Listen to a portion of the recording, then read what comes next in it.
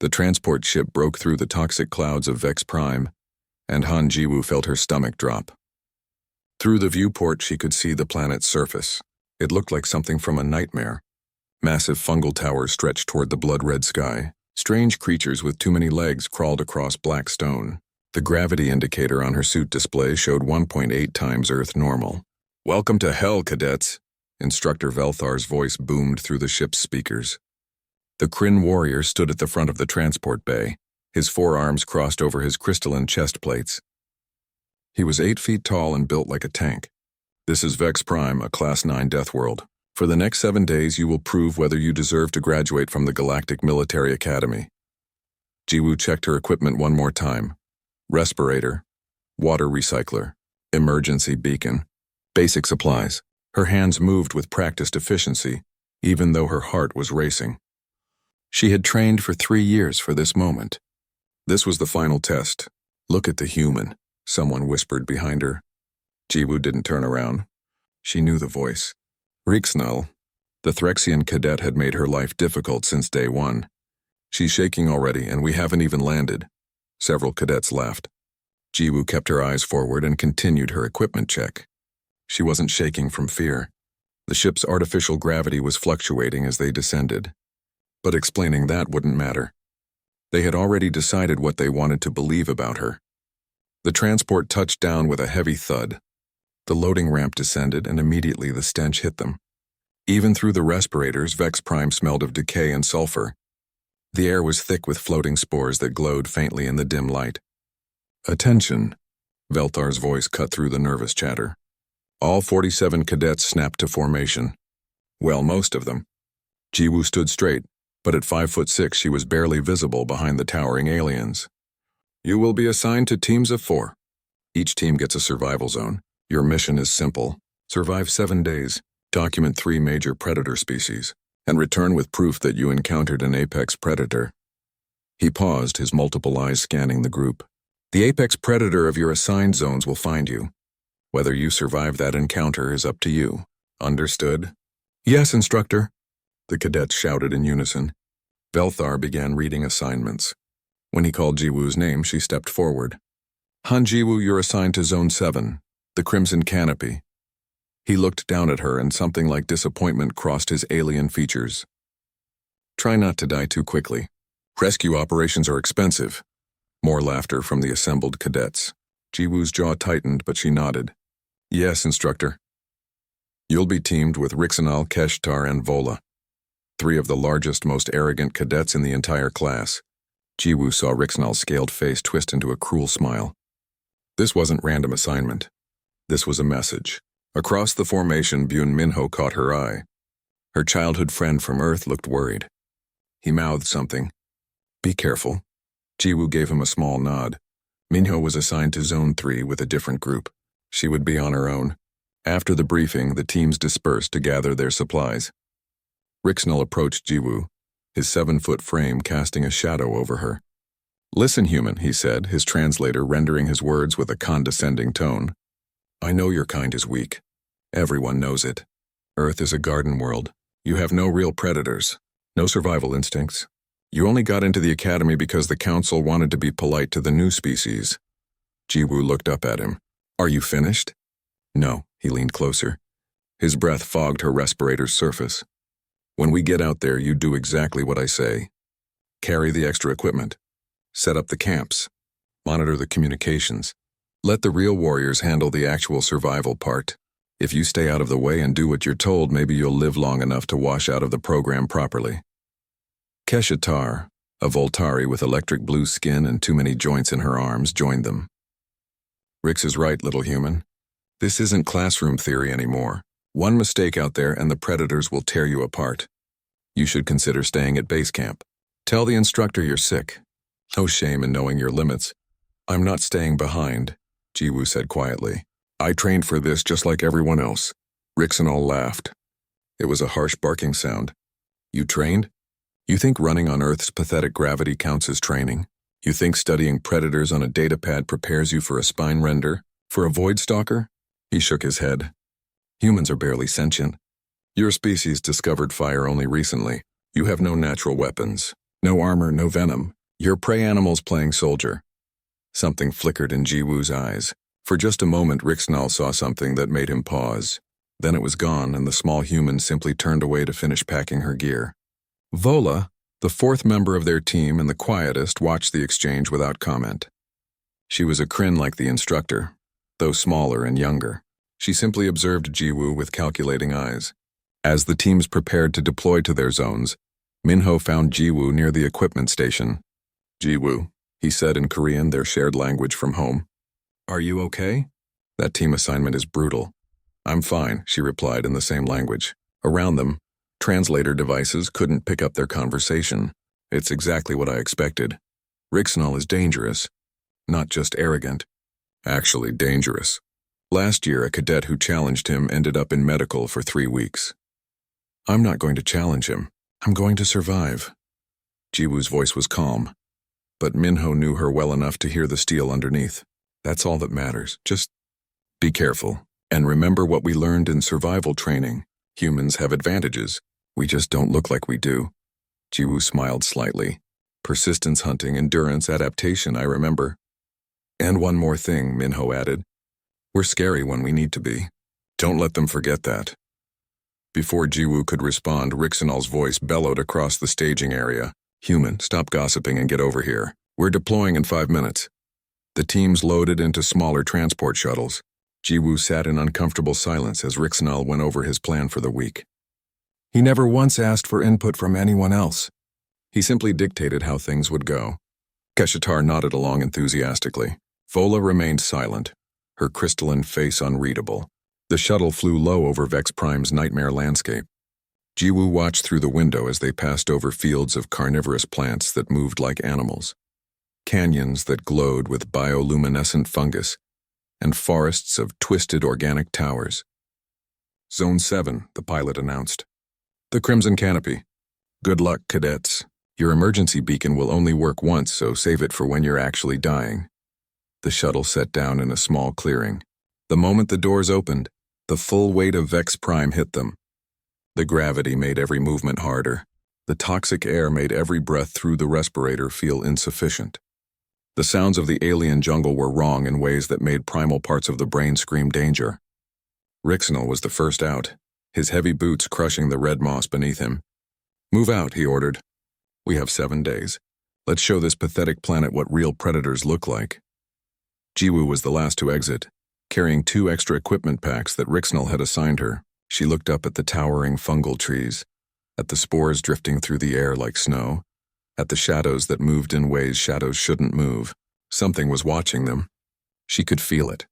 The prey animal part of her brain that Rixnal had mocked was screaming at her to run, but the human part, the part that had survived by refusing to run, by outlasting everything else, made her step forward into the red jungle. Behind her, the shuttle lifted off and disappeared into the toxic clouds. They were alone now. 4 cadets in hell, and somewhere in the darkness the apex predators were beginning to notice them. The Crimson Canopy earned its name from the massive fungal structures that blocked out most of the light. Everything had a reddish tint, like walking through an old wound.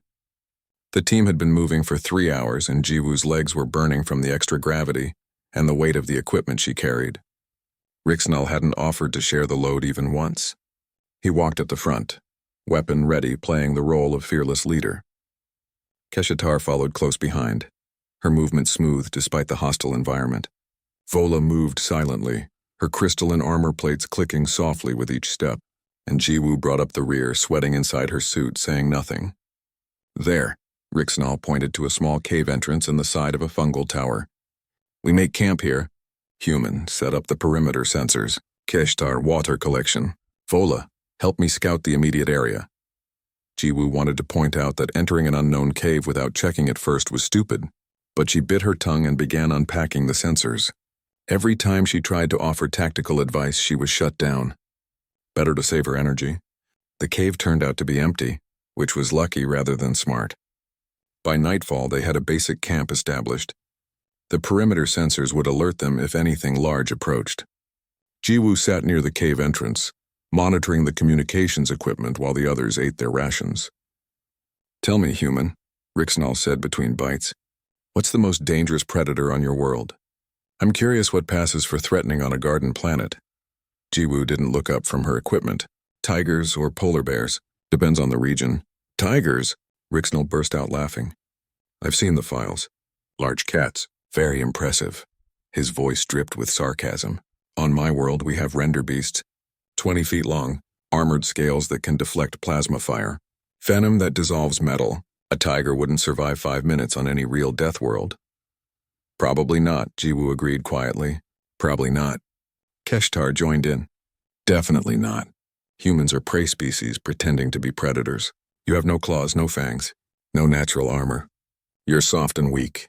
The only reason your species survived is because you got lucky. No real predators on Earth. Jiwoo's hands paused on the equipment. She looked up at them. We didn't have claws because we made better ones. We didn't have armor because we built it, and we survived because we hunted everything else until we were the only thing left at the top. The words came out harder than she intended. Fola, who had been silent until now, tilted her head. Interesting. Tell us more. But Rixnall cut her off. Enough story time. Human first watch. Wake me in 4 hours. He stretched out in the cave, dismissing her entirely. Jiwoo took her position near the entrance, watching the dark jungle. The bioluminescent spores made everything glow faintly, creating shadows that seemed to move and breathe. Through her respirator, she could hear the night sounds of Vex Prime. Clicks, howls, things that scraped and rustled. This planet was alive in ways Earth never was, and not in a good way. The days blurred together. On the second day, they encountered their first major predator. A spine render. The creature was 12 feet tall, with blade-like appendages that could cut through their armor. It ambushed them while they were collecting samples near a toxic stream. Rixnall immediately opened fire, his plasma weapon burning bright in the red gloom, but his shots went wide. He was aiming for center mass, treating it like target practice. Jiwoo could see the problem. The creature's vital organs weren't where he thought they were. The anatomy was all wrong. Aim lower, she shouted. The nerve cluster is near the ground joints. Shut up and stay back, Rixnall roared. The spine render charged. Keshitar dove left, her electric weapons crackling. Fola moved with surprising speed for her size, her own weapon targeting the creature's legs, but it was Rixnall's overconfidence that nearly got them killed. He stood his ground, emptying his weapon into the creature's torso. The spine render's blades came down like guillotines. At the last second, Vola tackled Rixnall out of the way. Her armor took a glancing blow that left deep gouges. The creature stumbled, wounded but not dead. That's when Jiwoo saw her chance. She grabbed a rock, a simple Earth-sized rock that was heavier here in the increased gravity, and threw it. Her aim was perfect. The rock hit the nerve cluster she had identified. The spine render's legs buckled. Keshitar's electric blast caught it in the head, and the creature finally went down. They stood there, breathing hard. Rixnall slowly got to his feet. He looked at the dead predator, then at Jiwoo. For a moment, she thought he might thank her. Instead, he turned to Vola. Good instincts. You saved my life. Vola said nothing. She simply looked at Jiwoo, then back at Rixnall. That night around the camp, Rixnall told the story of the kill. In his version, he had planned everything. The team had worked together. The dangerous predator had fallen to their superior tactics. He didn't mention Jiwoo's warning. He didn't mention her throw. On my world, he said, warming to his story, we hunt these things for sport. Young Threxians prove themselves by taking down render beasts alone. It's a tradition. Shows that you're worthy of joining the warrior class. What about humans? Keshitar asked, glancing at Jiwoo. Do they have hunting traditions? Jiwoo was checking the perimeter sensors. She almost didn't answer. Then quietly she said, we were persistence hunters. We didn't outrun our prey or overpower it. We just followed it. For hours, for days, until it was too exhausted to fight back. Then we killed it. The others stared at her. You ran away? Rixnall laughed. How pathetic. Humans are cowards by nature, chasing wounded prey instead of fighting it properly. It worked, Jiwoo said. Every other predator on Earth is extinct or endangered. We're still here. Lucky cowards, Rixnall muttered, turning away. On the fourth day, disaster struck. They were tracking their next target, a pack-hunting species that the scanners had detected. Rixnall was following the trail, but he was making noise. Too much noise. Jiwoo tried to warn him. She tried to suggest moving more carefully.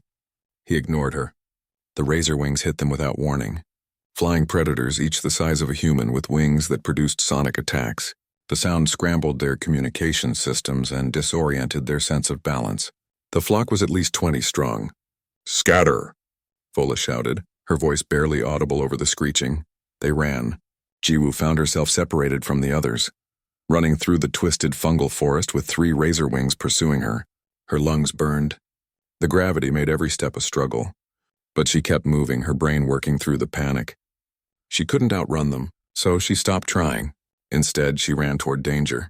Toward a cliff edge she had seen from their earlier scouting. At the last moment, she dove and rolled. The razor wings, moving too fast, couldn't adjust. 2 of them flew over the cliff. The third tried to pull up and slammed into a fungal tower. Jiwoo lay there gasping, every muscle screaming. Then she heard a sound, a scream. One of the other cadets was in trouble.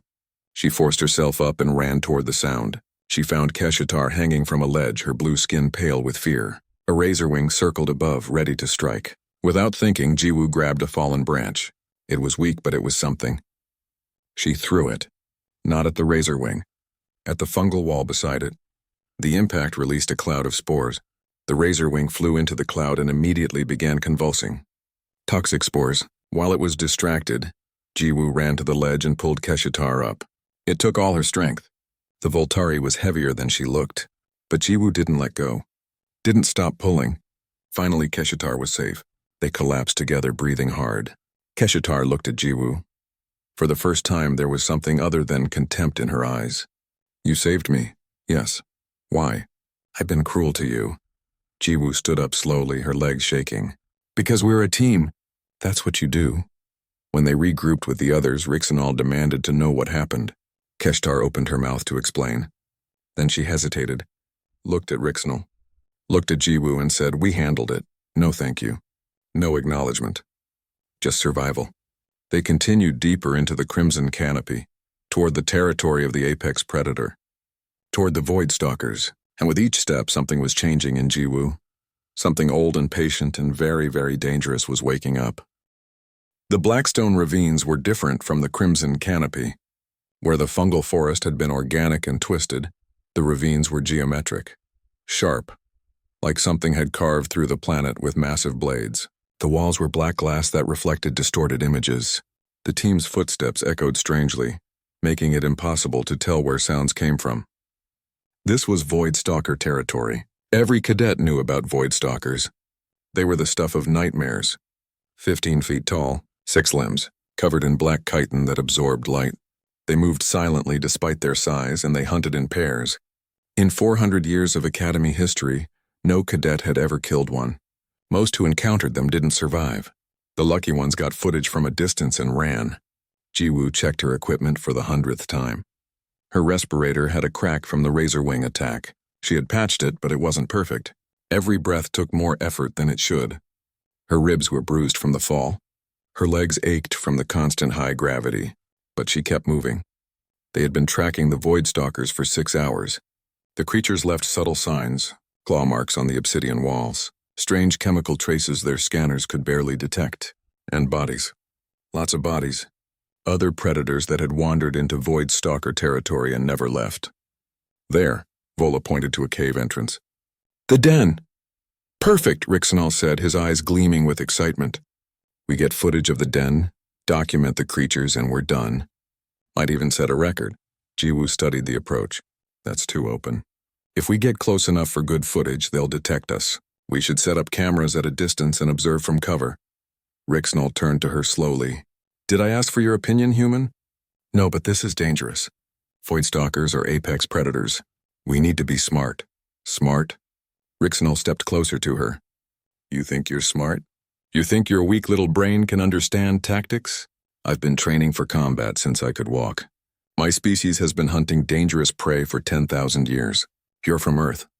A planet so pathetic that your idea of danger is a large cat." Jiwoo held his gaze. "I'm just saying we should follow protocol. We have the equipment to observe safely." "Protocol is for cowards," Rixenal said. His voice was getting louder. They were in Void Stalker territory and he was practically shouting. "We didn't come here to hide behind cameras. We came to prove ourselves. To show we're worthy of graduation." This isn't about proving anything, Jiwoo said quietly. It's about survival. Keshatar moved between them. Maybe we should vote. Team decision. There's no vote, Rixnall snapped. I'm team leader. We do this my way. He pointed at Jiwoo. And since you're so worried, you can take point. Move ahead and scout the approach. Jiwoo's blood went cold. That's suicide. If the Void Stalkers detect me, I won't be able to retreat fast enough. Then move quietly. Use those pathetic human stealth skills I keep hearing about. Rixnall's smile was cruel. Or are you a coward? Going to quit now, so close to the end? The words hung in the air. Jiwoo realized what was happening. This wasn't about the mission anymore. This was personal. Rixnall wanted to break her. Wanted her to fail or die trying. Either way, he won. I won't do it, Jiwoo said. Her voice was steady. You're asking me to be bait. That's against Academy regulations. It's against the survival protocols we all learned. And it's wrong. Rixnall's face twisted with rage. Wrong? You're telling me what's wrong? He grabbed her shoulder and shoved her forward hard. Jiwoo stumbled, nearly falling. You're expendable. A weak little human who shouldn't even be here.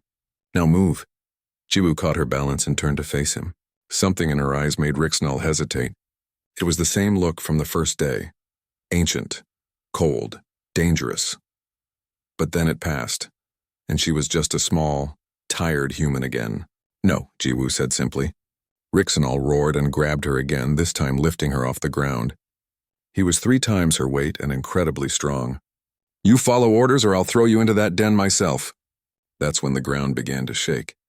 Small tremors at first, then stronger. The obsidian walls of the ravine began to hum with a deep resonant frequency. Jiwoo had studied this. She knew what it meant.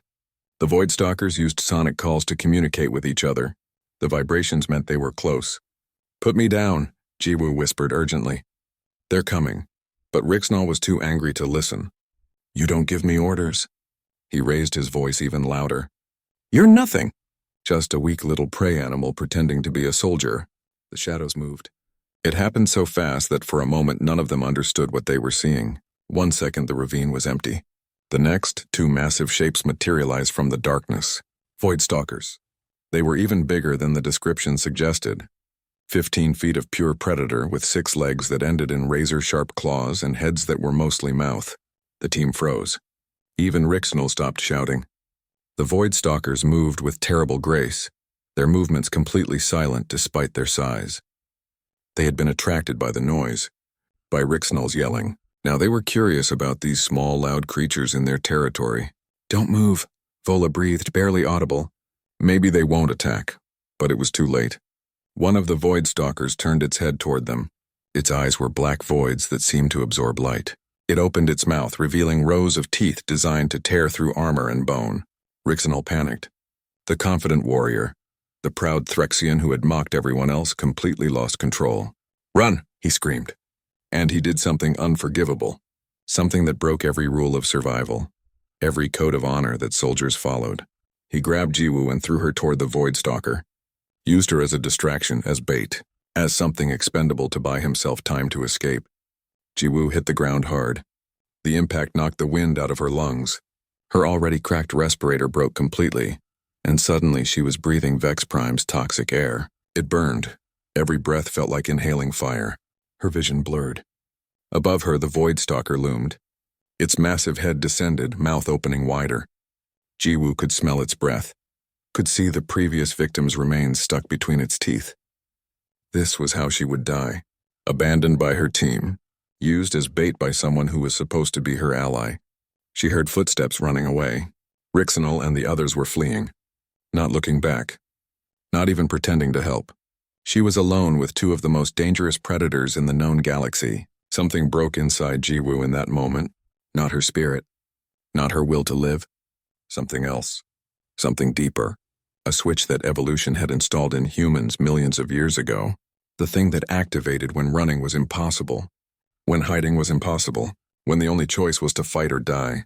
Her breathing changed, became slower, more controlled.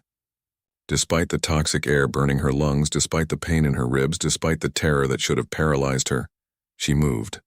She rolled to the side as the Void Stalker's jaws snapped shut where her head had been. She came up on her feet, blood running down her face from where she had hit the ground.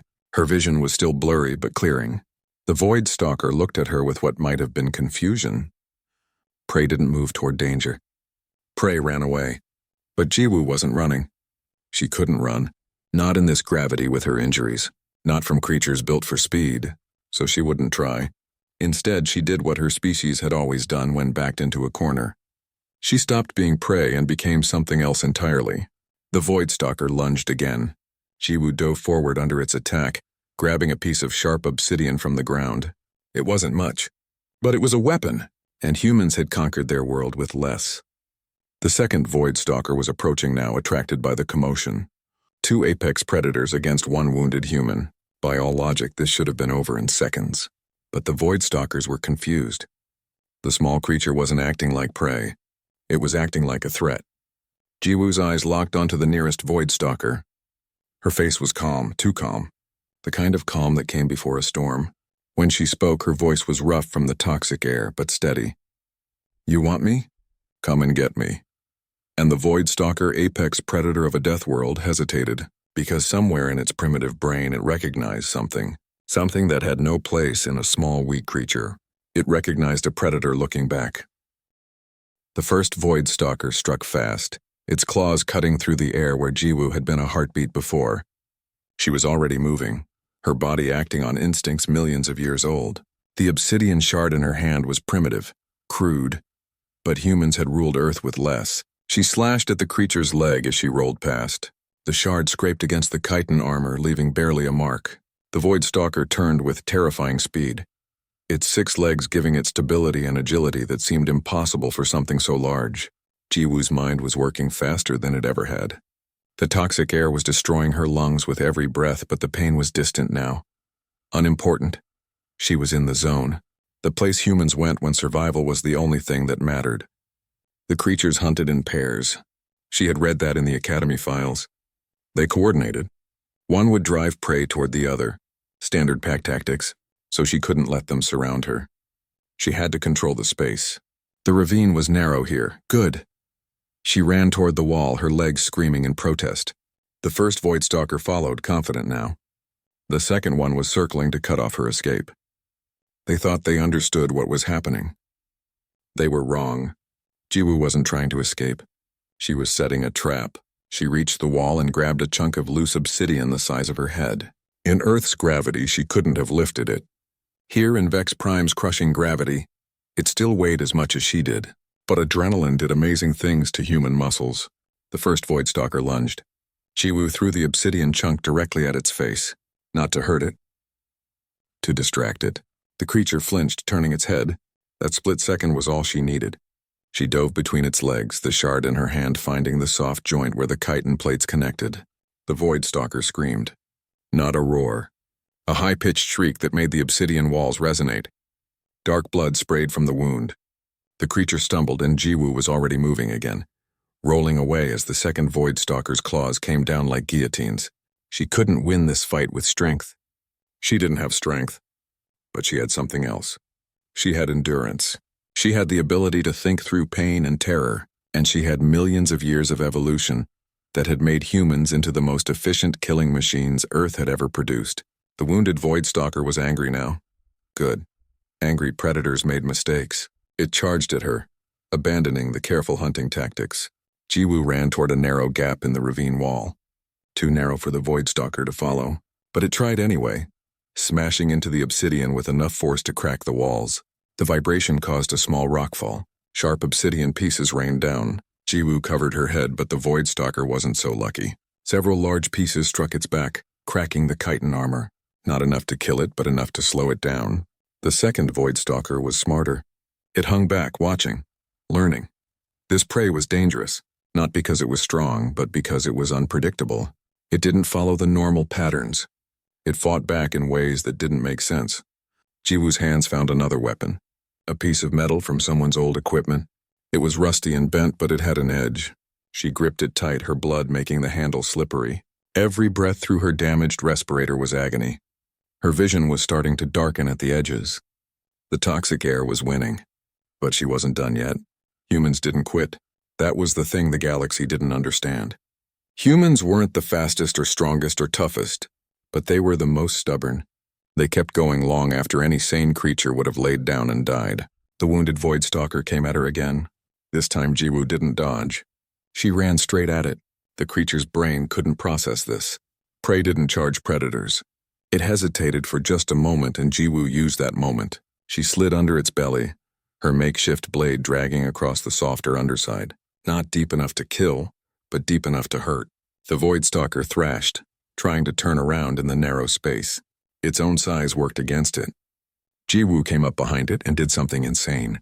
She jumped onto its back. Her hands found gaps in the cracked chitin armor. She held on as the creature bucked and twisted, trying to throw her off. With her other hand, she drove the metal blade into the cracks deeper and deeper, searching for vital organs. The Void Stalker slammed itself against the ravine wall, trying to crush her. Jiwoo felt her ribs break. The pain was white-hot and blinding. But she didn't let go. Couldn't let go. This was her only chance. The creature's movements were getting weaker. The blood loss was catching up to it.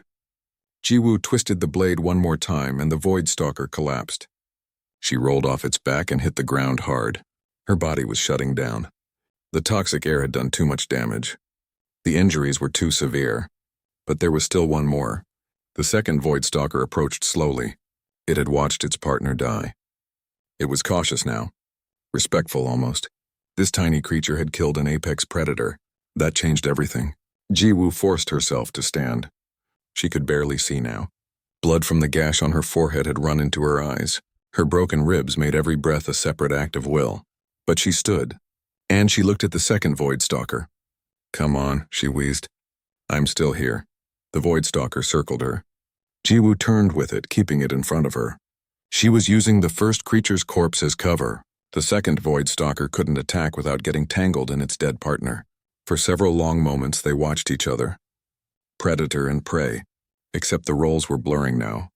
The Void Stalker wasn't sure which category the human fell into anymore. Then Jiwoo did something that made the decision for it. She grabbed a sharp piece of chitin from the dead Void Stalker and threw it, not at the creature, at the obsidian wall behind it. The impact created a loud crack that echoed through the ravine. The second Void Stalker spun toward the sound, instinct taking over. In that moment, Jiwoo charged, not at the creature, at the unstable section of wall she had noticed earlier.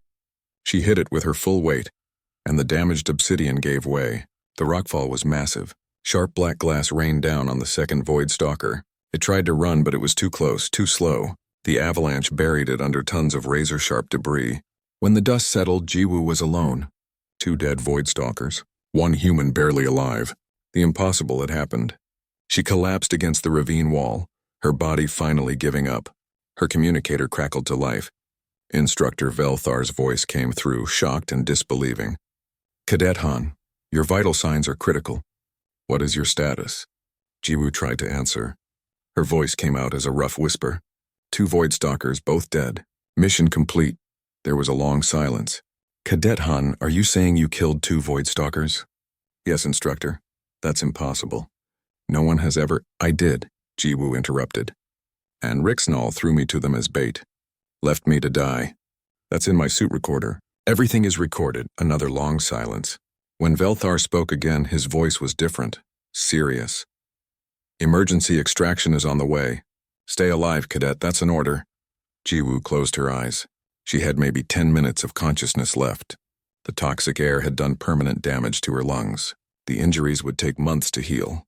But she was alive. Against every odd, against every expectation, she had survived.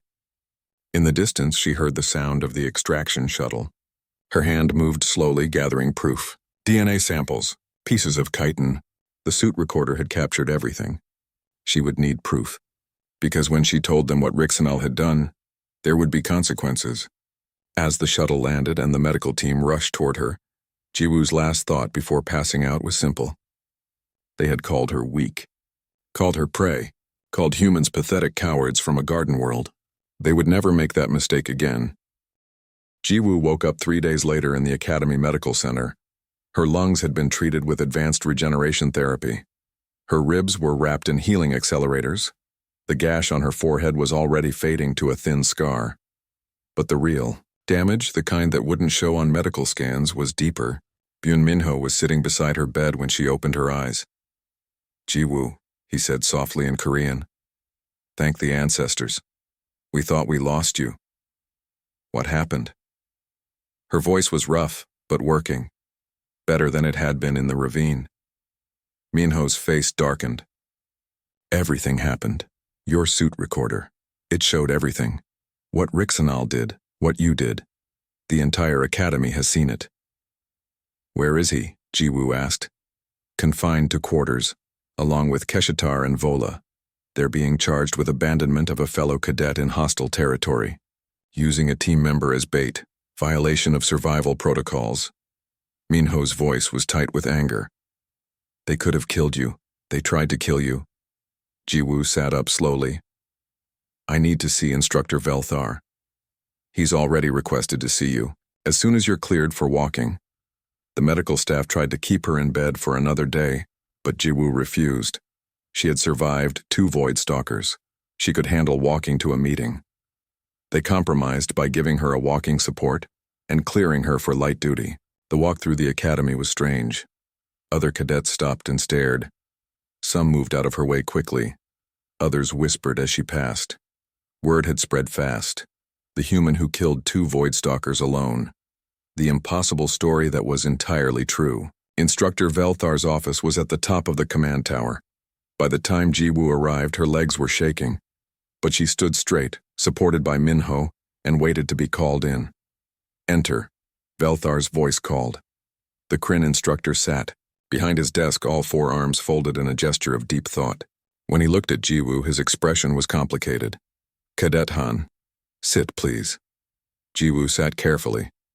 Velthar studied her for a long moment.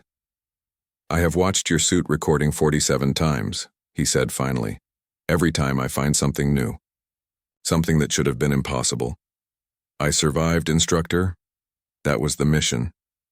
You did more than survive. You achieved what no cadet in 400 years has done.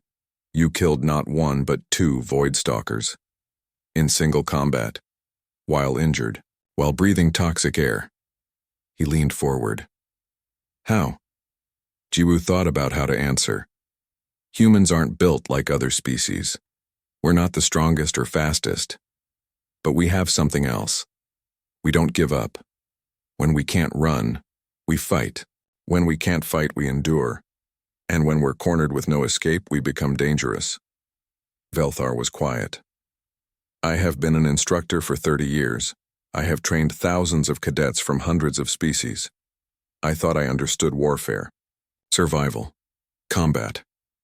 He paused. "I was wrong about humans. I was wrong about you specifically. For that, I apologize." The apology from the proud Kryn instructor was unexpected. Jiwoo nodded. "What about Rixanal? He and the others are being processed for expulsion and criminal charges. Using a fellow soldier as bait is not just against regulations. It's against the fundamental code that holds military units together. Trust, honor, loyalty." Velthar's voice hardened. "He has none of these things. He will never serve in the galactic military." "And my graduation status?" "Cadet Han, you have already graduated. Your mission was complete the moment you survived your apex predator encounter. The fact that you killed 2 of them is unprecedented. You will receive the Apex Mark, the highest combat honor we can bestow. The Apex Mark. Jiwoo had seen it on the uniforms of legendary warriors, soldiers who had done the impossible. She never imagined she would earn one. A week later, the entire academy assembled in the Grand Hall.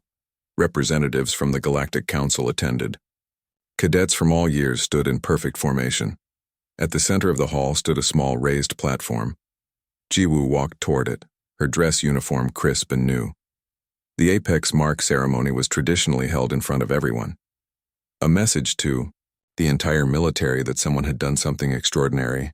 Commandant Talvan, an ancient Kryn warrior with more scars than armor, waited on the platform. He was a legend. A soldier who had fought in wars before most species joined the galactic community. When he spoke, everyone listened. Cadets and Honored guests.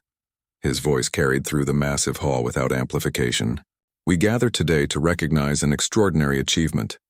400 years ago, the Galactic Military Academy established its survival training program. In all that time, 32,000 cadets have faced apex predators on Deathworlds.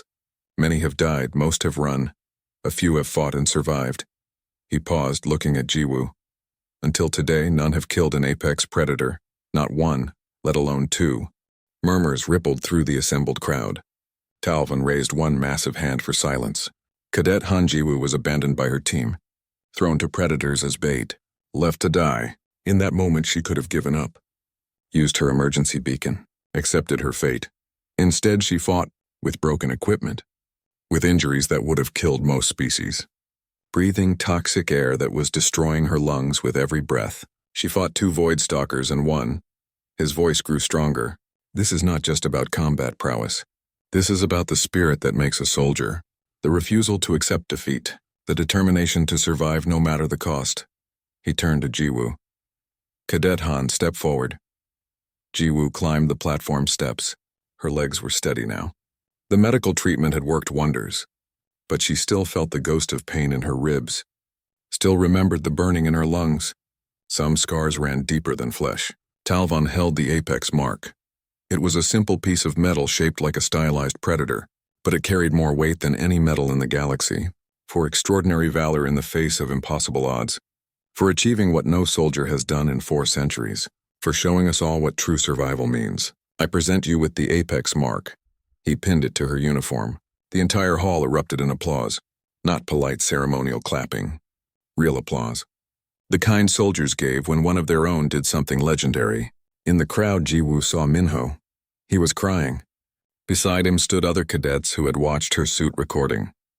They weren't looking at a weak human anymore. They were looking at a warrior. The ceremony concluded, but the day wasn't over.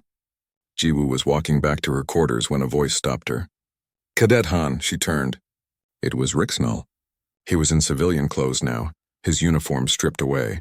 2 military police officers stood nearby, ensuring he didn't try anything. I wanted to say something before they take me away, he said quietly.